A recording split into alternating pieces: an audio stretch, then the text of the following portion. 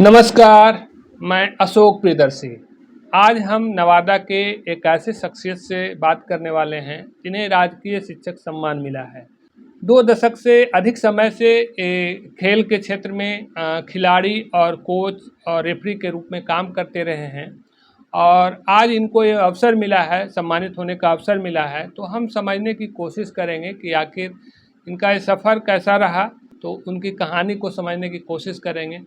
और बताने वाली बात यह है कि इनके माँ और पिताजी दोनों किसान हैं, साधारण परिवार के आदमी हैं।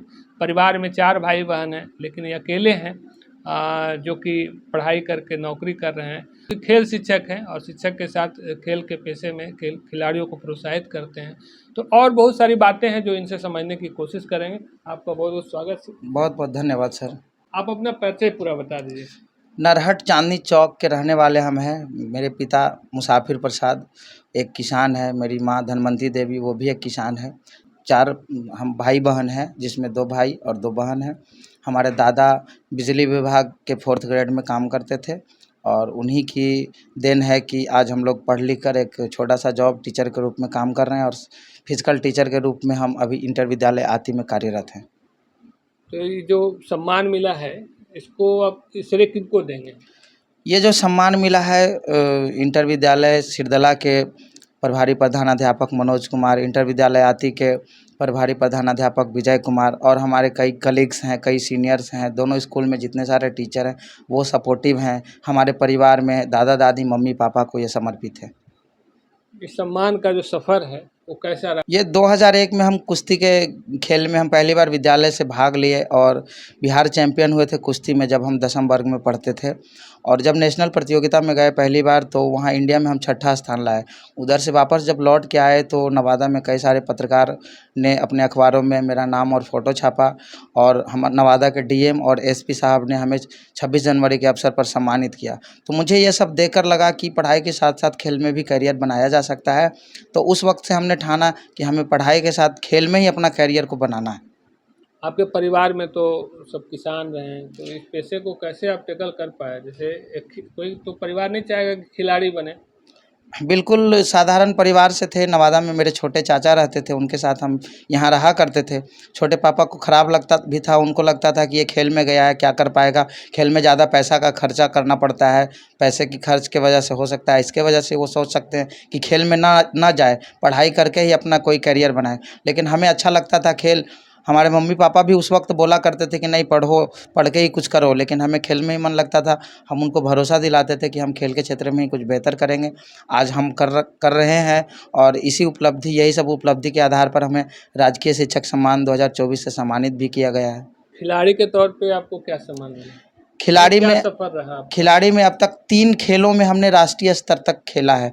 एक कुश्ती में बिहार चैंपियन, भारत में 6ठा स्थान। दूसरा खेल हैंडबॉल है जो सब जूनियर नेशनल मुंबई में हुआ था 2004 में, उसमें हम प्रतिभागिता किए हैं। और तीसरा खेल है कबड्डी। कबड्डी हरिद्वार में हुआ था, जूनियर नेशनल कबड्डी में खिलाड़ी के रूप में 3 खेल में भाग लिए हैं। इसके अलावा 27 राष्ट्रीय प्रतियोगिता में रेफरी और कोच के रूप में भाग लिए हैं, जिसमें लगभग 6 से 7 ऐसे नेशनल प्रतियोगिता हैं जिसमें हमारे नेतृत्व में मेडल भी प्राप्त है।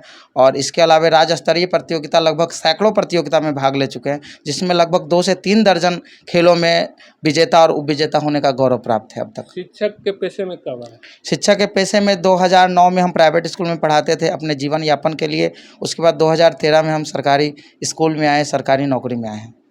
तो माँ पिताजी का क्या प्रतिक्रिया रहता था जब आप खेल में पढ़ाई के लिए जब आए थे और खेल में रुचि दिखाते थे? शुरू में माता पिता भी हमें डांटते थे, बोलते थे कि खेल में कुछ नहीं कर पाएगा, इसलिए खेलो मत, पढ़ाई लिखाई शुरू करो और पढ़ के नौकरी लो। लेकिन उनको हम विश्वास दिलाते थे कि हम इसी क्षेत्र में कुछ बेहतर कर पाएंगे और करते करते आज एक मुकाम मिला है। तो आज वो काफ़ी खुश हैं और आज सपोर्ट भी करते हैं। जब जो ज़रूरत पड़ता है वो उसके लिए तैयार रहते हैं।